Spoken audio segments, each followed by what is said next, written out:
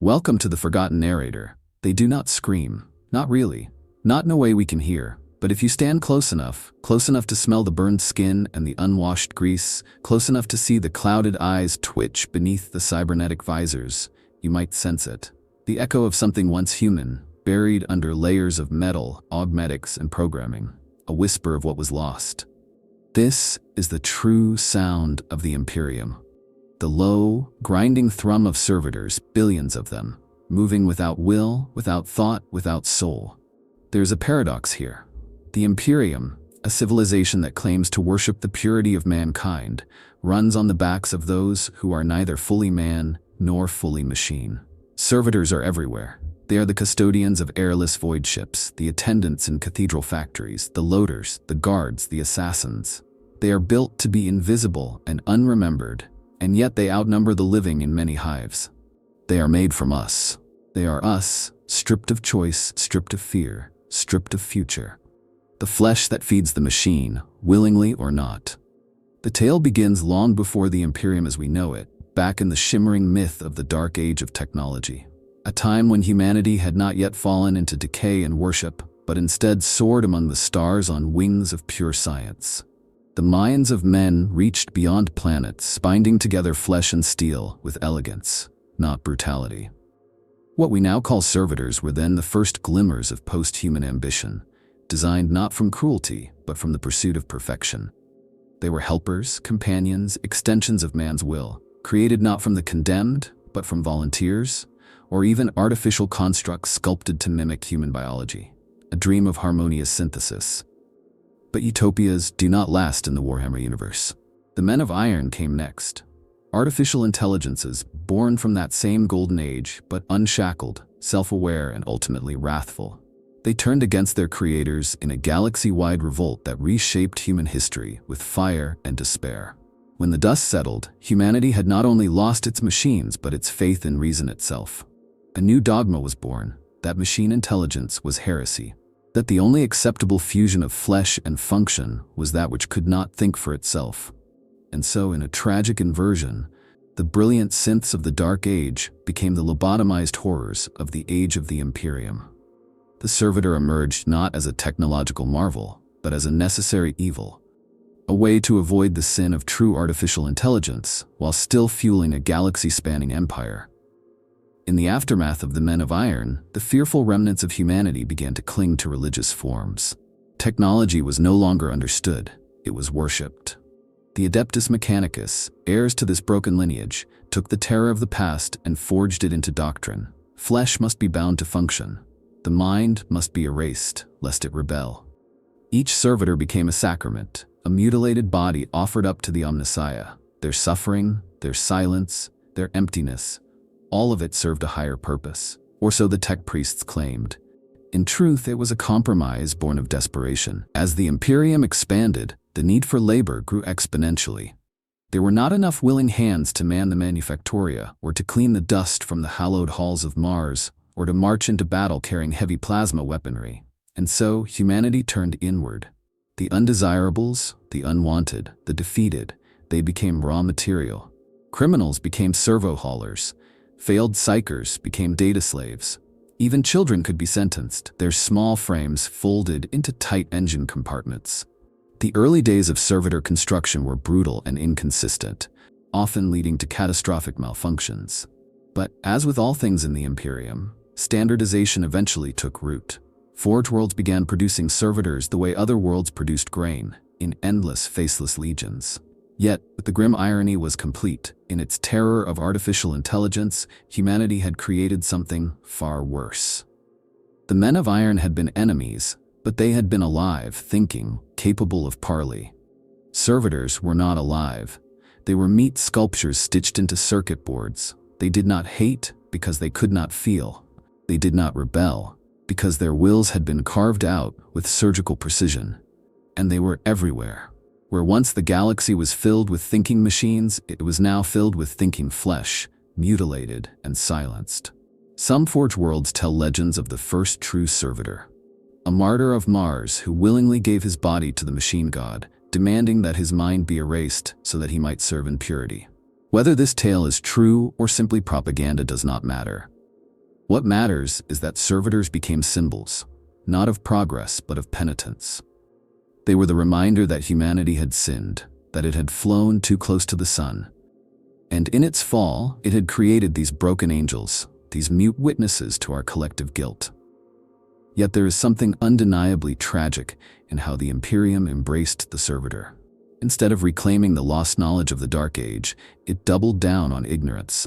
Instead of developing safe, limited AI or ethical machine labor, it chose to mutilate its own citizens. This was not necessity, it was theology. A theology forged in blood and static. And even now, as the galaxy tears itself apart in 1,000 wars, as daemons claw at reality and Xenos threaten every border, the servitors endure.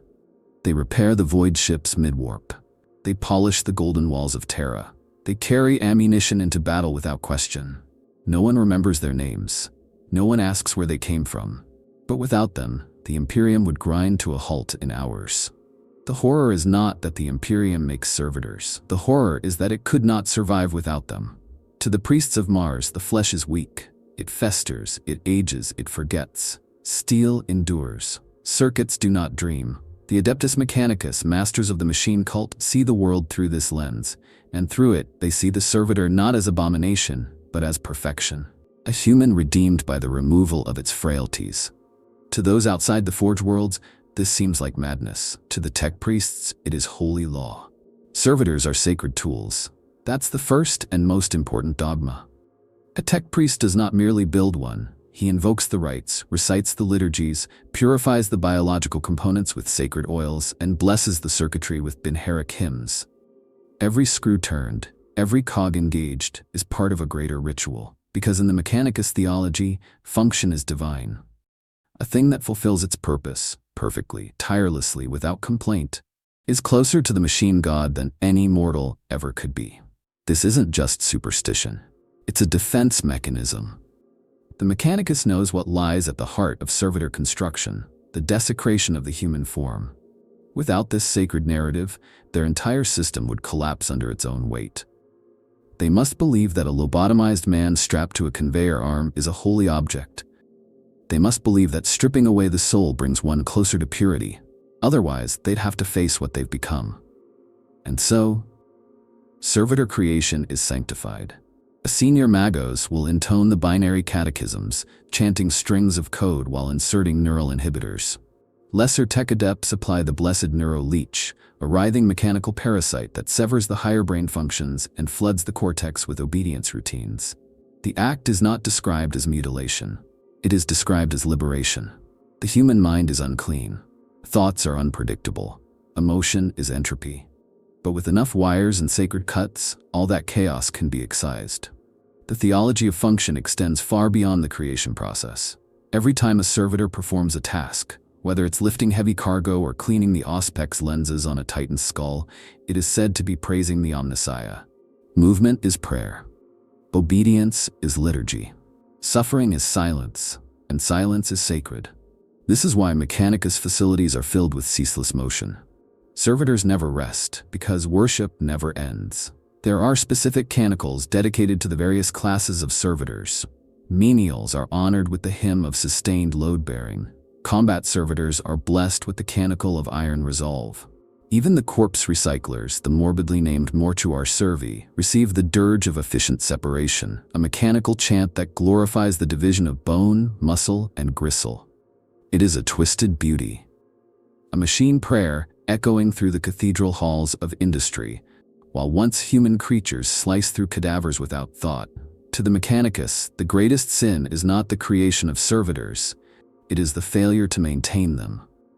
A malfunctioning servitor is not merely a broken tool, it is an affront to the divine symmetry of purpose.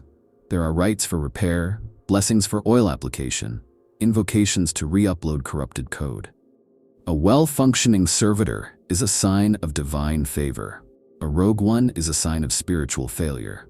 Yet, even within the Mechanicus, not all views are identical. Radical sects such as the Logi Reductor or the biocentric ordobiologists have debated whether servitors represent a truly optimal fusion. Some whisper that the flesh introduces unnecessary variance, that full mechanical constructs might be more efficient, were it not for the ancient prohibitions. Others argue for deeper biological augmentation, seeking ways to grow purpose-designed meat to exact machine god specifications. These debates remain largely academic, confined to the echoing databanks of Mars. But the questions they raise hint at future schisms. At the heart of this theology lies a tragic irony. The Mechanicus claims to revere the machine god, to seek unity between man and machine. And yet, in their servitors, they have created something that is neither. Not truly human, not truly machine. It is the worst of both worlds. A body that breaks, a mind that cannot heal, a tool that remembers nothing of its own pain. A thing created not from love or progress, but from fear. Fear of thinking machines, fear of rebellion, fear of deviation. But wrapped in the incense smoke of their forge altars, surrounded by the hum of sanctified engines, the tech priests do not see horror. They see worship. The servitor is not a victim. It is a vessel. And through its endless labor, the Omnissiah is pleased. That, they tell themselves, is enough. The making of a servitor is not a process. It is a ritual, an industrialized violation, repeated across the galaxy in cold chambers and iron temples. Behind the holy incantations and sacred oils lies a brutal truth. Servitors are manufactured, not born. Flesh is harvested, brains are cored, and the shell is reshaped into something functional, obedient, and silent. In the Imperium, death would be a mercy. Servitorization is worse. It is undeath with purpose. It begins with the selection of raw material. A condemned criminal, a captured heretic, a mind-broken psyker, or an unlucky debtor can all be chosen. Sometimes, even the freshly dead are exhumed if the body is still viable. But increasingly, servitors are grown. Forge worlds and certain hive clusters operate flesh vats, vast stinking factories of cloned brain-dead human stock, bred for bulk, resilience, and pliability. These vat-grown hosts are legally considered non-persons, property from conception. They have no names, no histories, just serial codes burned into the skin with electric brands. Once selected, the body is shuttled to the Mechanicus labor chapels. These are not medical facilities, though they resemble them at a glance. There are beds, but they're made of iron. Tools hang from the walls, but they are not for healing. The air smells of blood and sanctified lubricant. Here the blessing begins. The nervous system is mapped and selectively severed. The frontal lobe is partially or fully removed. Language centers are either excised or overwritten with binheric logic gates. A neural processor, resembling a spiked crown, is fused directly into the exposed skull. This device ensures compliance and allows for remote programming. The personality, such as it was, is erased. Only reflex remains. Some servitors receive extensive body modifications. Arms are removed and replaced with servo limbs, drills, auto-welders, or integrated weaponry. The eyes are replaced with data feeds. The skin is grafted over with steel plates or replaced entirely with flak-resistant polymer. Respiratory systems are either reinforced or removed depending on atmospheric needs. There is no standard model, only functional templates. A loading servitor needs strength. A Medicae servitor needs precision. A combat servitor needs firepower. The rest is optional. The final stage is spiritual. Even the most hardened tech priest will not initiate a servitor without the appropriate rites. These vary by forge world, but they typically involve anointing the metal parts with sacred oils, inscribing micro-sigils of the machine god, and chanting logic-based prayers to awaken the Omnissiah's favor. The servitor is then tested. If it obeys without hesitation, it is considered sanctified. If it hesitates or malfunctions, it is usually destroyed and recycled. There is no room for imperfection in the worship of function. What emerges from these temples of unmaking is not a human. It is something else. It walks like a man, breathes like a man, bleeds like a man. But it is a machine, a cog in a system that does not permit dissent. In the halls of hive cities, servitors carry freight up 1,000 flights of crumbling stairs. On forged ships, they dangle from ceiling-mounted rails, their torsos fused to the hull, welding armor plates mid-battle. In the vaults of inquisitors, they serve wine, clean weapons, and dispose of corpses with equal silence. Each task hard-coded, each movement exact. They will do this until they decay, or until someone unplugs them, or until a system overload fries what little brain matter remains. And still, the Imperium demands more. As wars intensify and supply lines fracture, the need for labor outpaces human willingness. Some planets now offer servitor quotas instead of tithes, sending trainloads of the half-living into space as penance. On other worlds, servitorization is a feared punishment. Parents threaten disobedient children with stories of the black-robed priests and their gleaming scalpels. There are rumors, whispered only in the deepest, most desperate places, that some servitors are not made from criminals or clones, but from dissidents. That entire hab blocks disappear, their residents stripped down and rebuilt as servile husks. No records, no graves, only the sound of metal feet on stone, echoing into eternity. Yet even now, among the horror, there is a strange artistry. The Mechanicus takes pride in its craftsmanship, an especially elegant servitor, a perfectly symmetrical data thrall, or a combat model that can reload mid-assault with zero error, is a mark of status among the tech priests. These are paraded like works of art. Their kills are functions logged in sacred script, their silence interpreted as reverence. But behind every beautiful servitor lies a horror story. A mind extinguished, a life repurposed, a name forgotten. In the Imperium, creation is destruction. To make a servitor, one must first unmake a person. And the more efficiently that unmaking occurs, the more praise the fabricator receives. This is not industry. This is ritual cannibalism of the soul. And the furnaces never go cold. They come in endless forms, these mute instruments of imperial will. The Adeptus Mechanicus has long since abandoned the idea of uniformity when it comes to servitors. Why would they care for aesthetics or consistency when function is the only truth? Each servitor is a tool, and every tool must fit its task. From the shadowed depths of forge hives to the killing fields of 1,000 wars, their silhouettes twist into countless grotesque forms. Each one engineered, each one hideously purposeful. Menial servitors are the most common, the least offensive to the eye, and perhaps the most tragic. They are the silent workforce of the Imperium, trudging through factories, sweeping endless corridors, performing labor that would break any normal man. Their limbs are bulked with pneumatic musculature, their backs fused with engine stacks or power units. Some drag massive cargo sleds across manufactorum floors. Others are built directly into conveyor lines, their torsos mounted on rail guides as they perform the same motion over and over, day and night, year after year. They have no voices. Only servo clicks and the hiss of pressure lines. These servitors are rarely armed, rarely armored. They do not need protection. If they break, they are simply replaced. Then there are the Medicae servitors. Their frames are more slender, their faces sometimes even left intact, perhaps a mockery of bedside manner. But their hands are replaced with syringes, bone saws, dermal sealers, and diagnostic tendrils. They attend to wounded guardsmen with a calm, inhuman precision. They do not flinch at blood, do not speak, do not mourn. Some operate on living bodies while still connected to battlefield uplinks, receiving commands directly from medical cogitators or remote chirurgians. In the eyes of the wounded, they are angels of mercy or demons of metal. It makes no difference to the servitor. Its directive is clear. Combat servitors, by contrast, are monstrous. The most infamous is the gun servitor, a walking weapons platform with flesh stretched taut over armored plating. Its arms may be replaced entirely with heavy bolters, plasma cannons, or multi-meltas. Ammo feeds are hardwired into spinal sockets. Power cells pulse visibly beneath the skin. These creatures are not trained. They are programmed. Their minds hold only target acquisition data and threat response patterns. In battle, they march into gunfire without fear, without cover, without hesitation. Some explode when killed, rigged with deadman protocols to prevent enemy salvage. They are as fearless as any Astartes, and infinitely more expendable. Heavy labor servitors are titanic in scale, giant, dim-witted brutes made for tasks beyond human endurance. On some forge worlds, they walk in endless circles, turning titanic gears that power entire districts.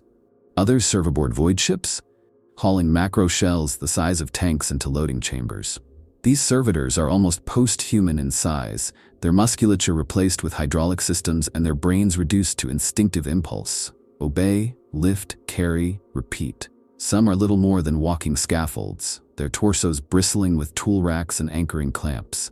The Forge Lords often refer to these as meat cranes, a term used with no irony. Skull servitors are among the strangest. These are the floating craniums, either human skulls or synthetic replicas, fitted with gravitic suspensors, sensor arrays, and vocal relays. Some are purely data relays, transmitting messages across Vox networks or displaying holograms for senior commanders. Others serve inquisitors or tech priests as assistants, scanning environments, issuing warnings, or logging heretical anomalies. The thought that a human life once inhabited that skull is irrelevant. The bone is clean, the circuit's pure. That is all that matters. More specialized types exist in even greater diversity. The censor servitors who waft holy incense through cathedral corridors, the scribe servitors who transcribe the endless prayers of administratum officials in perfect script, even as their fingers grind down to bone, the flagellant servitors used by the ecclesiarchy as walking sermons, bodies covered in electro-whips and scriptural carvings, broadcasting penitence through amplified vox grills. Some scream hymns. Others bleed for hours without dying, kept alive by self-healing stims to inspire terror or faith. There are servitors without limbs, built into terminals. There are ones with insectoid legs, crawling through ventilation systems to conduct maintenance. There are quadrupedal ones used as living transport mounts. There are aquatic servitors who live and die cleaning the submerged reactors of oceanic hive worlds. The galaxy, in its infinite cruelty, has found infinite uses for them. What binds them all together is not just their function, but their lack of identity. A combat servitor does not remember what it was before the bolter replaced its hand. A scribe servitor does not dream of the name it once had before the data tethers burrowed into its skull. They are stripped not only of agency, but of past, of context. They are things now. And yet, each type, each model, reflects a deeper truth. The Imperium has no need for mercy, only for purpose. This is the horror that lingers in their forms, not just the fusion of flesh and steel, but the reflection of a galaxy that sees people not as ends but as means. In the design of a servitor, you can read the priorities of a civilization. You can see what it values: strength, obedience, silence, efficiency. Nothing more, nothing less. You do not notice them at first. Not because they hide, but because they have been made to disappear. A man polishing a statue on Terra's surface. A hunched figure hauling crates in a hive's loading bay. A pale thing in red robes, its jaw replaced with a data port, tending to a cogitator bank. Servitors saturate the Imperium like blood through a corpse. Everywhere, beneath everything, endlessly flowing. They are not background noise. They are the foundation of civilization itself. In the hive cities, where billions struggle just to breathe, servitors are a necessity. A gang of sanitation servitors can clear a corridor of filth, decay, and disease faster than any human crew. Their lungs are filtered. Their skin is chemically resistant. They do not sleep. They do not revolt. They never tire. In the manufactoria, they keep the assembly lines moving, even when the local population succumbs to exhaustion or plague. It is common knowledge that some hive sectors would collapse within hours if their servitor workforce stopped functioning. The factories would seize. The lights would flicker out, the vents would clog, and the stink of unprocessed waste would rise like a second plague. On Forge worlds, servitors are not only present, they are elemental. They hang from rails, roll across tracks, scuttle on ceiling-mounted claws. They are the loaders, the testers, the assemblers. Most tech priests no longer perform physical tasks. Why should they, when a dozen servo arms can be slaved to a single mindless body? These forge servitors often operate in total darkness beneath the burning furnaces and machine temples. Their bodies glow with heat signatures, their motions guided by ancient code chants. They repair titans without knowing what a titan is. They serve the machine god without knowing what a god is. Void ships rely on servitors in ways more profound. A battleship of the Imperial Navy can have tens of thousands of them packed into its decks, maintaining life support systems, patching hull breaches, replacing fuses, scraping rust. When a Geller field falters, it is often a servitor that realigns the sacred circuitry. When a torpedo bay jams, it is servitors who crawl through the crawl space, bones grinding against the cold, unyielding walls. They are the veins of the ship, pulsing with slow, mechanical purpose. Sometimes they die in those corridors, quietly, unnoticed. No ceremony. Just a shutdown code and disposal. In administratum complexes, servitors record data with a precision no human can match. They transcribe, audit, collate. An entire planetary tithe assessment can be completed in days with a few dozen scribe servitors, their quills scraping across parchment while their augmented eyes flicker with unceasing code. These drones remember everything they are told, forget nothing, question nothing. Some have been transcribing for centuries. The ink may change, the language may shift, but they remain the same, perfect vessels of imperial bureaucracy. The ecclesiarchy, too, makes use of servitors. In cathedrals and shrines, they serve as janitors, incense bearers, even choir enhancements. Some servitors have been modified to produce harmonious tones when struck, a cruel blend of musical instrument and mutilated flesh. Others recite litanies through vox amplifiers grafted into their throats. These servitors are sometimes partially clad in robes, their exposed skin tattooed with prayers. They are not seen as tools, but as devotional icons. A sermon is holier when accompanied by the droning chant of a lobotomized penitent. Even among the Inquisition, servitors have their place. The interrogator's silent assistant, the data harvesting drone, the corpse disposer, the executioner. The Inquisition's brand of servitor is often more specialized, more grotesque. Some are designed to record psychic residue. Others are fitted with pain-enhancing modules to assist in truth extraction. These are not the slow-moving drones of the factories. These are purpose-built horrors, designed to act without empathy and record without bias. Perhaps most chilling is how normal their presence has become. Citizens of the Imperium no longer react to servitors. A limbless torso dragging a vox cable down a corridor barely registers. A claw-armed loader crashing boxes into a freight elevator does not warrant a second glance. They are part of the architecture. They are the furniture of a collapsing empire. Necessary, impersonal, omnipresent. You are more likely to notice a flickering lumen globe than the servitor maintaining it. And yet, they are not invisible. Not to everyone. There are those who look closely and see the scars beneath the implants, who hear the muffled grunts beneath the vocal dampeners, who catch a flicker of confusion in a servitor's eyes when presented with a novel task. These are the moments that stir unease. The reminders that beneath the servos and logic cores lies something once human. Something still, perhaps, faintly aware. But no one speaks of that. Not in the open. Because to question the servitors is to question the system. And the Imperium has no tolerance for questions. So they remain, everywhere, essential and ignored, the silent multitude without which nothing would function. A civilization built on broken backs, soldered flesh, and the hum of enforced obedience. There is a place where all theology and function collapse into a single, suffocating silence, the mind of a servitor. If we can call it a mind at all, what remains when you cut away thought, when you scrape out memory, lobotomize personality, and fill the skull with cogitator wire and directive chips? Is there still something there? The Imperium would have us believe no, that a servitor is nothing but a shell, animated by machinery, a human body reduced to a reactive puppet.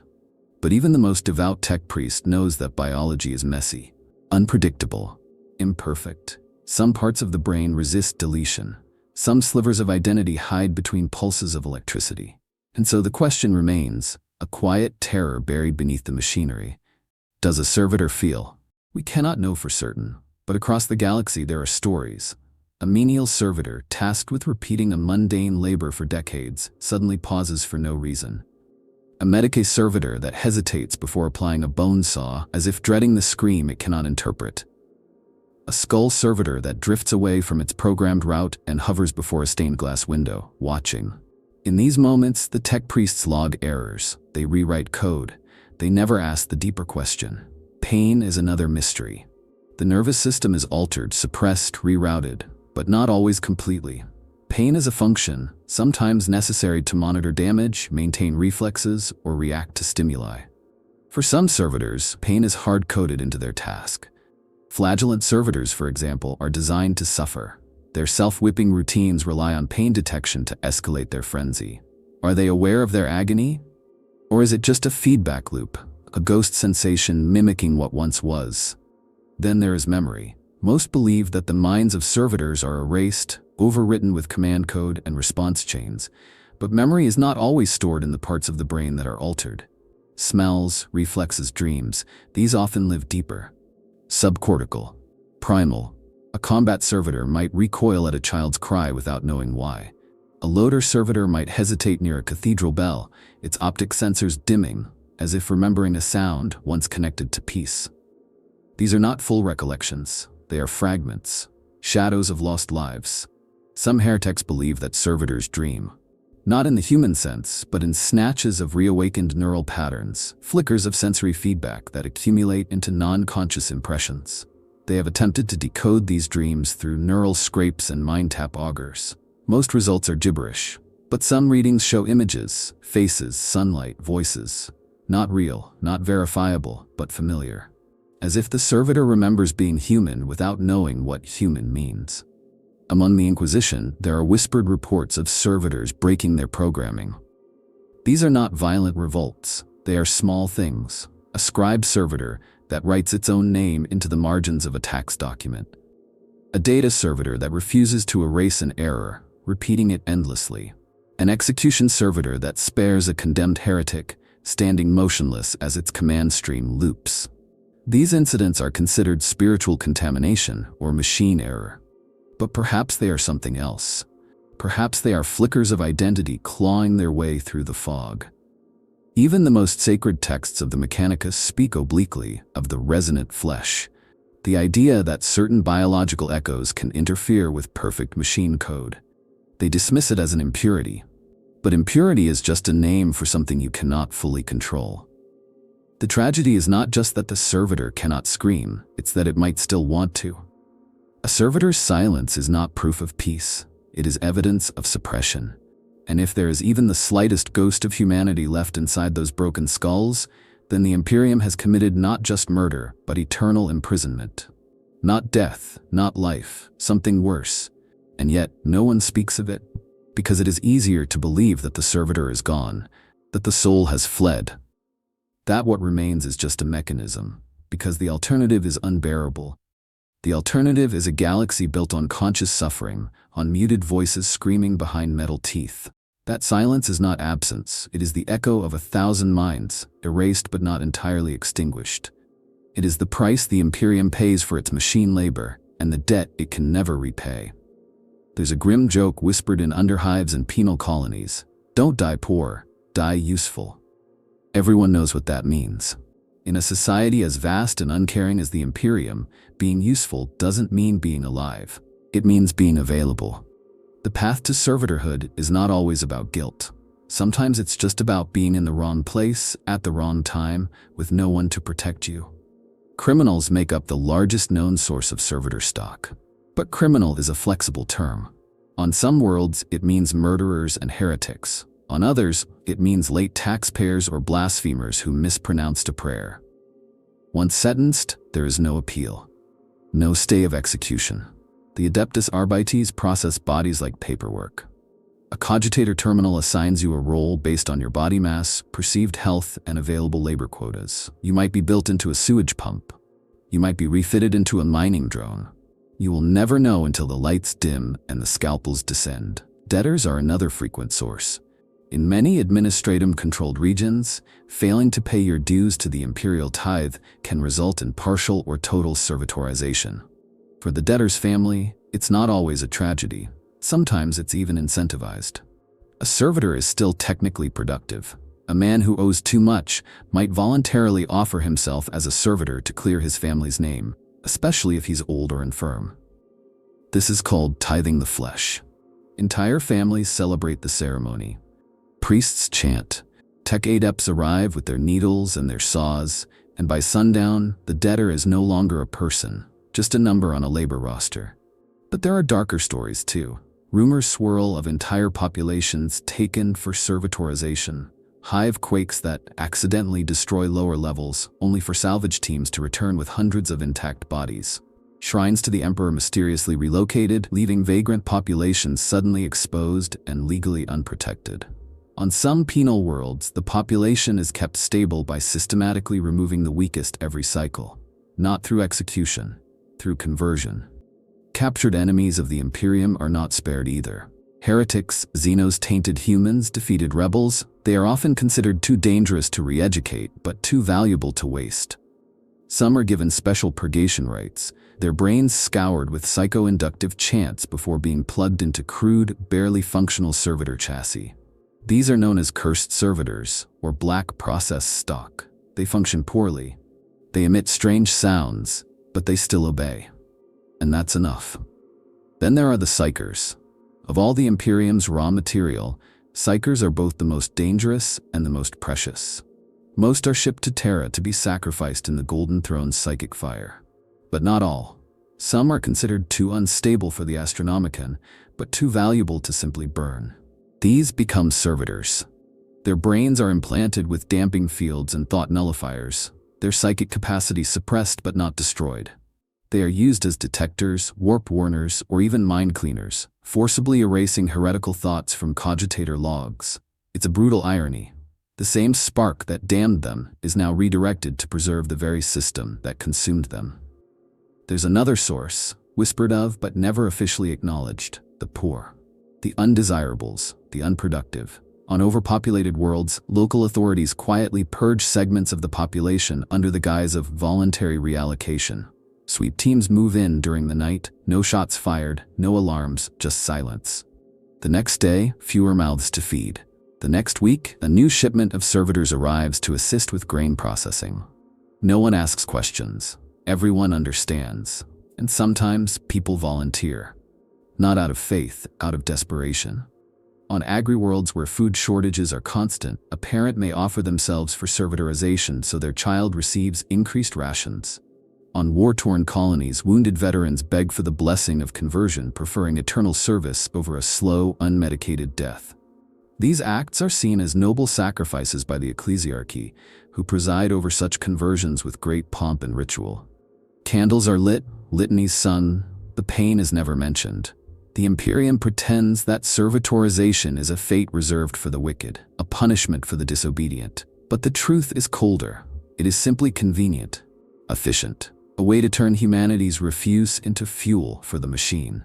And in a galaxy where every planet is stretched thin, where every system groans under the weight of expectation, that convenience becomes necessity. The question is not who deserves to become a servitor, it's who's left to avoid it. They walk where angels fear to tread. The combat servitor is not a soldier, it is not a warrior, it is a weapon. A grotesque mockery of flesh molded for one purpose, to kill until it is torn apart. It feels nothing, it fears nothing, it understands nothing. And that is exactly why the Imperium loves it. Across 10,000 war zones, these creatures are deployed by the thousands. At first glance, they look like men, hulking, armored figures trudging through gunfire. But the illusion fades fast. Their arms are bolters, plasma incinerators, or flailing chain blades. Their heads are often stripped down to sensor plates and heat sinks. Their legs pump like pistons, braced for recoil. These are not Marines. They are more akin to walking turrets, programmed with target recognition algorithms, preloaded battle maps, and protocols that override self-preservation. What separates a combat servitor from a drone or turret is the horrifying ingenuity of its design. Human musculature, reinforced with cybernetic braces, can absorb shock better than many alloys. Blood can carry heat more efficiently than coolant. The brainstem, even lobotomized, allows for more flexible response times in chaotic environments than rigid AI code. In effect, the Imperium discovered that the most efficient killing machine was still, paradoxically, human. So long as it was stripped of identity, reduced to a slab of reactive meat wrapped in a shell of metal. They come in many forms. The gun servitor is the most common, a torso mounted with twin-linked heavy bolters, ammo feeds running like metal intestines from backpack drums. These units are used to suppress enemy positions, often deployed in waves to saturate the battlefield in fire. They do not retreat, they advance until ammunition runs dry or their limbs are blown off. Then they are recovered, if possible, and repurposed. More specialized are the breacher servitors. These are grotesque things with chain fists the size of tank doors and reinforced skulls for battering through walls. They are often unleashed in close-quarter zones like underhives or boarding actions. They do not clear rooms. They obliterate them. It's not uncommon for these units to continue attacking walls long after the enemy is dead, their programming locked in a recursive loop of breach and clear. The The Praetorian-class combat servitors are true monsters, fielded by the Adeptus Mechanicus themselves. These are walking fortresses, equipped with grav cannons, lass cutters, or even melta-lances. Some are encased in miniaturized dreadnought armor, their bodies augmented so thoroughly that only a brain and spine remain of the original host. Their presence on the battlefield is both awe-inspiring and tragic. A lumbering testament to the depths the Imperium will sink to preserve manpower. Cyber servitors are another feared variant. Used sparingly and only by sanctioned agents, these are blank-faced abominations built from nulls or latent psychers. Fitted with psychic dampeners and embedded runes, they act as anti-psyker suppression units. Where they walk, warp energies tremble. They cannot cast spells, but they can absorb them, deflect them, or detonate in a burst of anti-psychic feedback that leaves entire squads screaming. These servitors are unstable. They do not last long, but their deaths are always useful. Combat servitors are not deployed randomly. They are slaved to command networks, either through localized cogitators or through data links to tech priests and commanders. This allows for precise battlefield control. A Magos on the rear line can direct dozens of servitor units from a control panel, updating their priorities mid-battle. Some units are even paired with loyal troopers, acting as fire support or mobile cover. To fight beside a combat servitor is to know no help will come if you fall. It will not stop to drag you. It will not even notice your death. But they are not flawless. They cannot adapt in the way a true soldier can. When presented with a novel threat, or when cut off from command, many simply stop. Or they continue their last directive to absurd extremes, firing at empty windows, marching into walls, spinning weapons in endless arcs. Worse still, when corrupted by enemy forces, especially chaos, they become unpredictable. Demons can hijack their command pathways, turning them into berserking nightmares. There are reports of servitors whose command cores were infected with scrap code, causing them to attack everything in sight, friend and foe alike, laughing with voices they should not have. There are those who say combat servitors represent the height of hypocrisy, that the Imperium, so obsessed with purity, would rather defile a human body than risk artificial intelligence, that it would rather erase a man's soul and bolt a gun to his spine than build a thinking machine. But such moral debates mean nothing in the trenches. There, a combat servitor is a shield, a hammer, a monster that kills your enemies before they kill you. Its silence is preferable to the screams of your comrades. Its unthinking obedience is a comfort. And if you look into its eyes and see something human looking back, well, that's your imagination. Just another battlefield hallucination. It has to be. Even the angels of death, those towering demigods of war, are not immune to dependence. The Adeptus Astartes, with their gene-forged bodies and sacred armories, may seem like paragons of self-sufficiency, but behind every thunderous footstep there is a quiet, broken figure following. Servitors serve even them. In the shadows of the Space Marines, the flesh machines labor in silence. It begins with the Tech Marines. These red-armored brethren are not merely warriors, they are liaisons to the machine cult, trained on Mars and bound by dual oaths.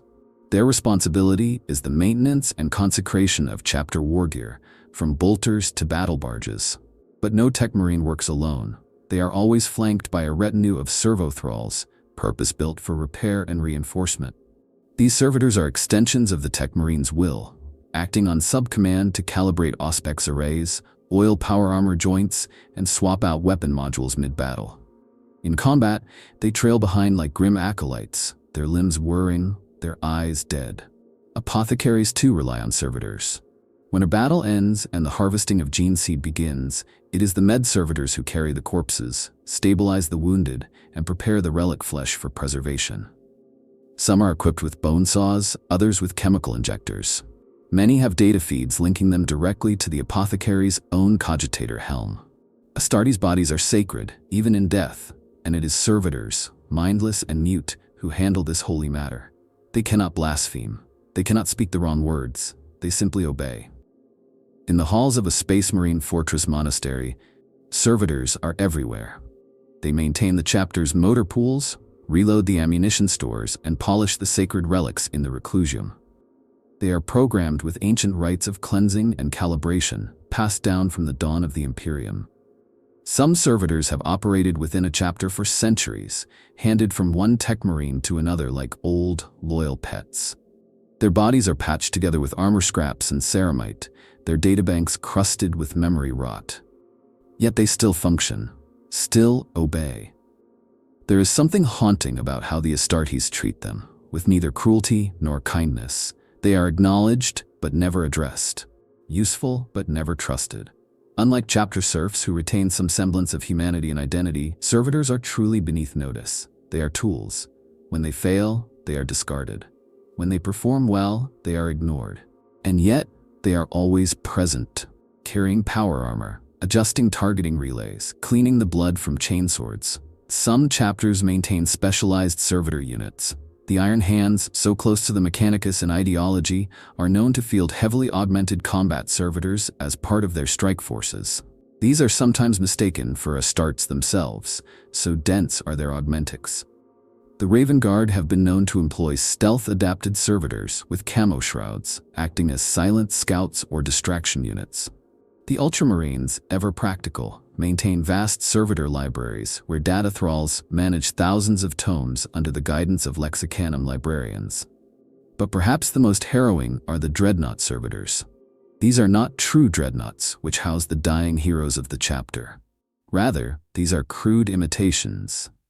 Servitors bolted into coffin-like combat chassis, forced to mimic the role of honored ancients without any of the reverence. Used mostly for garrison duty or auxiliary support, they are reminders of how far removed from humanity the Imperium has fallen. A dreadnought is a hero sustained. A servitor is a life erased. Even the orbital ships of the Astartes depend on servitor crews. Whole wings of strike cruisers are manned not by chapter serfs, but by lobotomized void servitors who operate navigation systems, power regulators, and gun decks. They never disobey, never sleep. And when battle is joined, they die by the hundreds, vented into space, burned in reactor fires, crushed under impact, without a scream. Because they were never truly there to begin with. And still, there's a terrible irony. The Astartes fight for the Imperium. They are its champions. They speak of honor, of sacrifice, of the purity of mankind. Yet they walk daily among the enslaved remnants of that mankind, butchered, rewired, chained to function. They do not weep for them. They do not question their presence. The servitors are just part of the fortress, like the walls or the floor, necessary, unholy, forgotten. There are tales, whispered, disbelieved, of a lone space marine watching a servitor drag the corpse of a fallen brother into the mortuary. Something in the servitor's gait was familiar. Something in the way it turned its head. And in that moment, the Astartes wondered, was that once a neophyte? Was that once a scout? Was that once my friend? He never found out, he never asked, and the servitor never looked back. They are supposed to be incapable of rebellion. That is their entire purpose. Stripped of self, thought, and emotion, servitors are designed to be immune to revolt, to serve until death, unquestioning and blind. But like so many things in the Imperium, that belief is born of arrogance, and arrogance is always punished. There have been incidents, scattered, rare, often denied. Cases where servitors malfunction in ways that cannot be explained by faulty programming or wear and tear. They do not simply shut down or perform their duties incorrectly. They resist, they refuse, they kill. The Mechanicus refers to these events as code deviance anomalies or misaligned binheric loops. They wrap the terror in layers of jargon to avoid admitting what they fear, that sometimes something deep inside the servitor resists its chains. Sometimes the programming fails to overwrite the soul entirely. Sometimes a flicker of the original person breaks through. The most infamous example is the incident at Forge Delta Orionis Time. During routine maintenance, an entire detachment of heavy labor servitors turned on their tech priest overseers. Not in a frenzied berserker rage, but with surgical precision. They isolated their targets, disabled escape routes, and deactivated external communication arrays. Over the course of 10 minutes, 17 adepts were killed. When a kill team finally arrived, they found the servitors standing motionless, tools still in hand, silent. Not one tried to run. Not one responded to commands. They were terminated immediately. No data was recovered. The event was classified and buried. Heretics and radicals within the Dark Mechanicum believe these incidents are not malfunctions. They are awakenings. They claim that servitor brains, despite their mutilation, retain fragments of neural identity. That under the right conditions, exposure to certain frequencies, code patterns, or warp energies, those fragments can coalesce into something new. Not the original person, not a human, but a mind, primitive, vengeful, and free. Scrap code is a common culprit.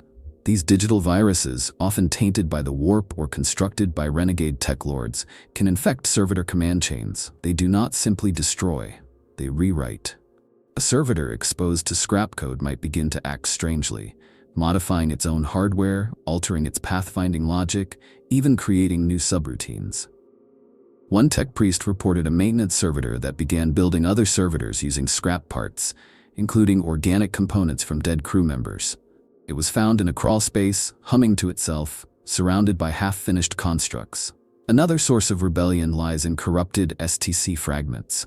When ancient standard template constructs are recovered, they are often integrated into servitor production lines. But some STCs are flawed, damaged, altered by the long centuries of drift. In one case, a forged world began producing servitors with unusually complex logic clusters, designed, it seemed, for adaptability. Within a year, multiple units had begun questioning orders, ignoring protocols, and communicating with each other in unauthorized Benharic dialects. When the tech priests attempted a full data purge, they found their own command systems overwritten. The servitors had locked them out. A purge order was sent. The entire manufactorum was razed. The ecclesiarchy speaks of possessed servitors, shells hijacked by demonic entities. Most are executed immediately, but a few are kept for study. One such being was discovered to speak in two voices, one human, one other. The human voice begged for death. The other laughed. The entity claimed that it had not entered the servitor, it had been born there, that the machine flesh was a perfect cradle for new daemons, unprotected by faith or thought. The Inquisition destroyed the thing, but the logs remain, hidden, unspoken of. Perhaps the most disturbing accounts come not from war zones or research labs, but from quiet places. A servitor on Terra that stopped sweeping a hall and began tracing words into the dust. Words in High Gothic. Words from the personal diary of a long-dead saint. No one could explain it. The servitor had no data access, no religious programming. When questioned, it offered no response, only silence, and then laughter. What do these anomalies mean? Some believe they are isolated events, glitches in a system so vast that perfection is impossible. Others believe they are symptoms of a deeper sickness. That the souls of servitors, torn but not extinguished, sometimes find paths back to the surface. That some do not forget what they were. That some remember enough to hate. And hate is a dangerous thing, even in a half-dead mind. The Imperium cannot afford to dwell on these cases. To admit that servitors can rebel is to admit that the system is vulnerable, that the foundation of labor, war, and ritual can crack. So the Mechanicus hides the truth. The ecclesiarchy declares such events heresy. The Inquisition burns the records, but the servitors remember. Somewhere, deep in the darkness, they wait, and perhaps, just perhaps, one day, they will wake up. There are few acts more despicably casual in the Imperium than the making of a servitor. It is so common, so widely accepted, that no one even stops to ask if it is right. But for those who dare to look beneath the surface, who peer past the liturgies and machine oils, past the grim pragmatism and sacred dogma, the question howls in the silence. Is this just? To the Imperium, the answer is yes. The ends justify the means. The Imperium needs labor. It needs obedience. It needs to function at all costs. Humanity, they say, must be preserved, even if that preservation requires the sacrifice of individuality, memory, and soul. It's not slavery, they argue, because servitors are no longer people. Their minds are gone, their essence has been erased. What remains is just raw utility, flesh transformed into function.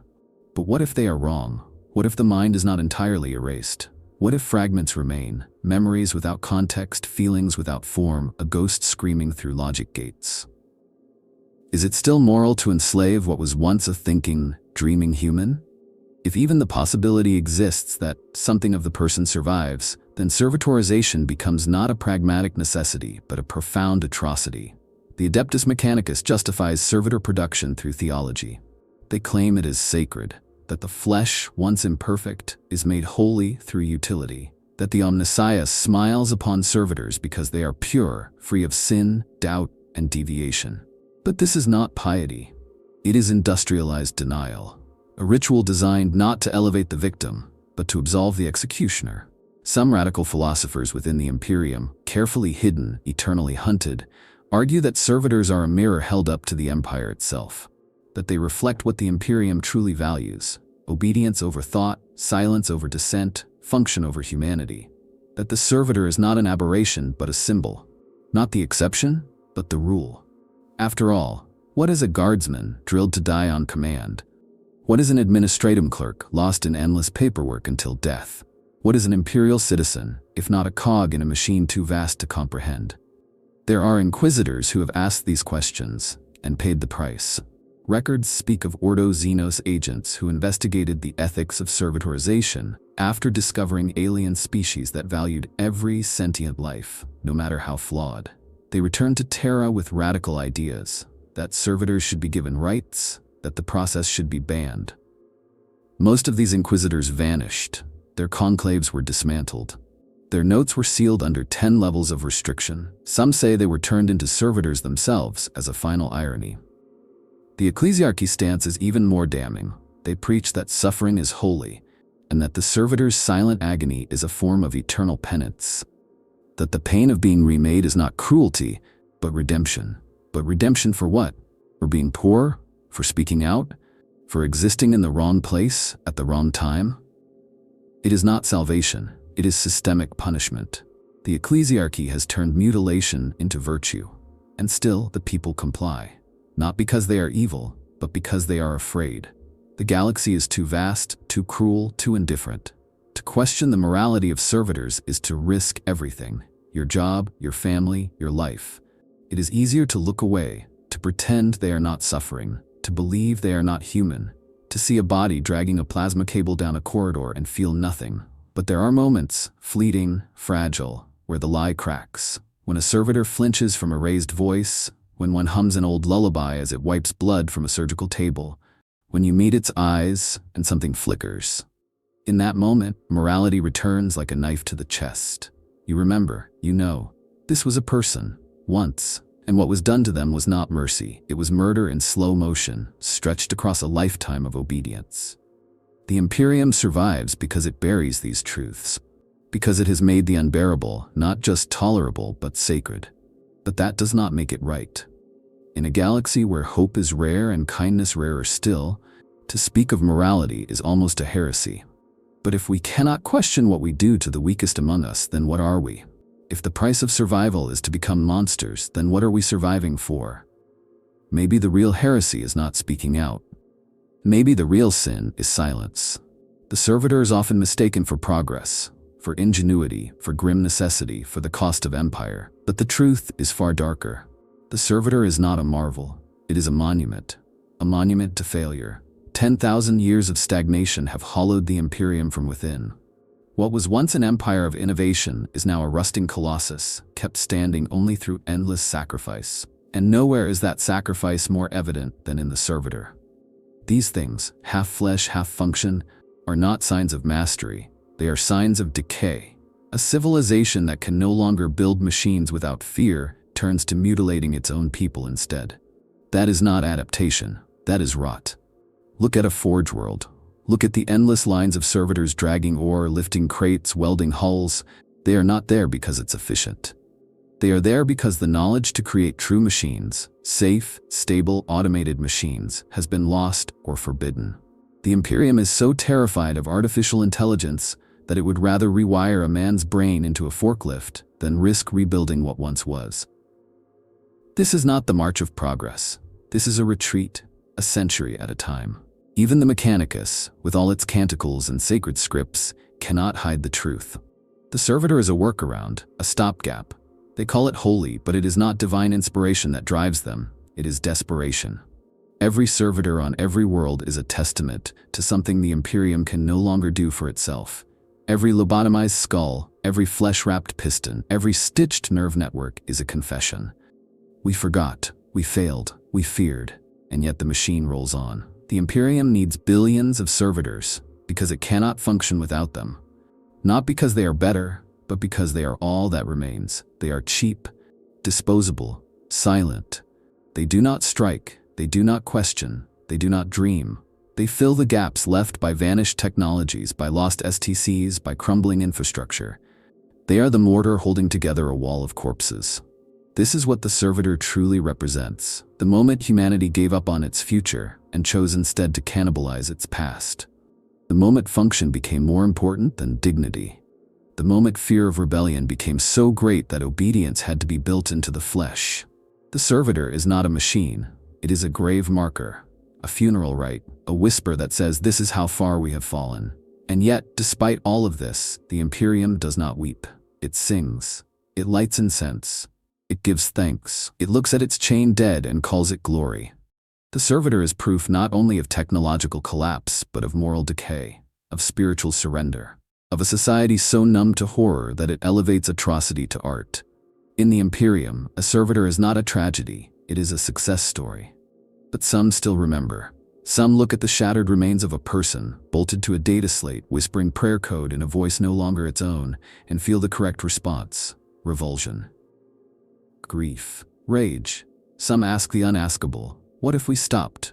What if we tried to remember, rebuild, relearn? What if we chose to be human again? Those voices are few, and they are silenced quickly, because the machine must run, the Imperium must endure. And so it builds more servitors, more bodies, more silence, more worship of the dead. But you are not a servitor. You are still alive, still thinking, still feeling. And if you made it this far through the horror and the truth, then you see it too. You see what the Servitor is. You see what the Imperium has become. And if that makes you angry, if it makes you sick, if it makes you question, then good. That means you're still human. If you want more grim reflections on the darkest corners of the 41st millennium, subscribe to the channel. Stay loud, stay angry, and never, ever go silent.